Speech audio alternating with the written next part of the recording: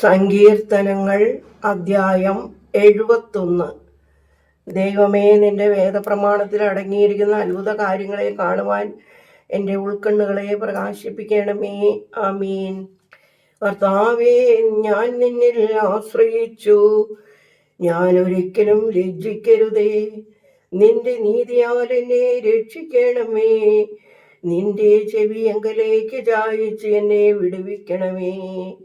സദാ നേരവും ഞാൻ ഉൾപ്രവേശിപ്പാൻ എനിക്ക് നീ വാസസ്ഥലമായിരിക്കണമേ. നീ എന്നെ രക്ഷിപ്പാൻ കൽപ്പിക്കണമേ. നീ എൻ്റെ സങ്കേത സ്ഥലവും കോട്ടയും ആകുന്നുവല്ലോ.